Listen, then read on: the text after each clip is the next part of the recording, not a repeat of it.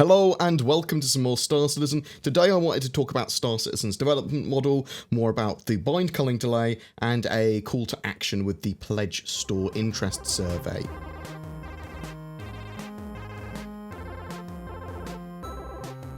So, development type. I want to talk very briefly about agile development. For those of you that don't know, Star Citizen uses this model for its game development. It's basically an iterative development throughout the life cycle of a product, constant communication, and tightly knit teams. There's less in the way of focused, locked-in long-term planning with this approach, but it does allow for a huge amount more responsiveness and change easily, and iteration really. CIG uses small sprint teams to focus on particular mechanics, features, or ships, typically to push for quarterly releases. The approach has its benefits and pitfalls. Going with the waterfall or more planned approach may have led to a more simple, less good-looking game with less ships and features, but it would have been able to have a much more timely release date. That said, for the scope of what Star Citizen is now, agile development is probably a better approach. And with that partly in mind, there was a question about the Bind Culling Delay and are we likely to see the feature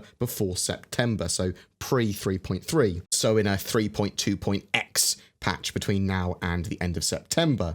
Clive Johnson from CIG replied, "Not my decision, but I don't think you are likely to see bind culling in a 3.2.x PTU build. Without object container streaming, which is coming in 3.3, bind culling causes loading stalls as entities enter the client's range. We are still working on being able to turn on bind culling in the persistent universe, but even in the simpler test maps where we do have it working, the loading stalls are pretty frequent and noticeable. That's fine for developers, as it gives us a way to find and fix bugs that bind culling and object container streaming will introduce while object container streaming is being worked on, but it's probably not an experience most backers would want. Bind culling and object container streaming should give us performance improvements on clients, and that is, after all, one of the big reasons for doing them in the first place. But let's not count our chickens before they hatch. The only way to know for sure how much of a difference that bind culling and object container streaming will make is to finish implementing them and then measure the difference. There are many ways to skin at the performance cat.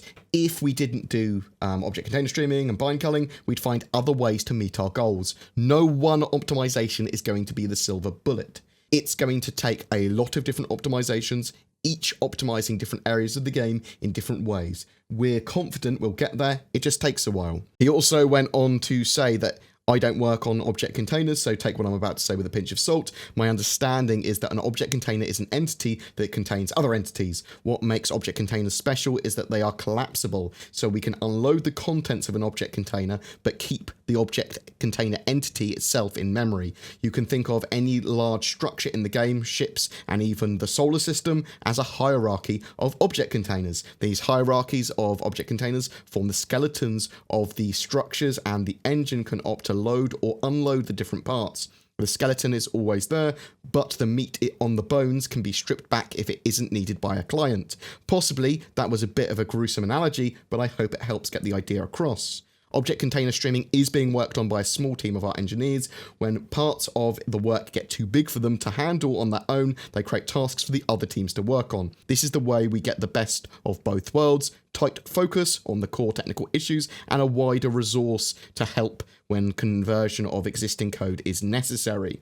Bearded CIG also added, performance and stability are both iterative because fixing issues is like peeling back the layers of an onion. I very much like it when devs talk to us very directly on Spectrum about what they're working on and about why things aren't working, why things are delayed, or what they're hoping to get from something, why there's a bug or whatever, and this sort of like mechanical breakdown is great, so I hope CIG and the devs do it more often. There is also a Pledge Store Interest Survey that you can get involved with. The post from CIG said, "Greetings citizens, as promised earlier this year, and as part of our effort to keep building you a better and more comprehensive store, we want to know what is important to you. To do so, we created a survey to collect some of this information. Answering it will help our team improve the store.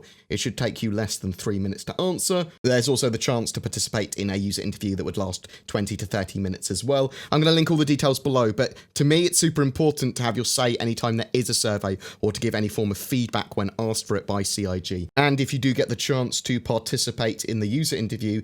Tell CIG what you think on matters. If you don't like a particular way they're doing something, if you don't like the way they're selling stuff, if you do like it, whatever, give your feedback. This is a great time to do that. This month's featured spotlight is the Damar Rally, and they're giving away a rally pack of a Tumbrel Cyclone and an Aegis Vulcan, which coincidentally is all the hardware you need to enter the rally. The Damar Rally is an annual community organised event which is set to have its inaugural endurance race on the 27th of January 2019. There will be 3 divisions over a 300-kilometre course set on Crusader's moon, Damar. It is an in-game event, and I am very much up for these. A 4-person crew can sign up their team now with a ground vehicle and support vehicle. More info, the sign-up and complete rulebook can be found on damarrally.com. All you need to do to be in for a chance of winning that rally pack, though, is be subscribed to my channel and comment on any of my videos throughout June. 1 per video. Each video gives you another chance to win. Also, I'm working with Shadow, which is a cloud-based subscription gaming PC service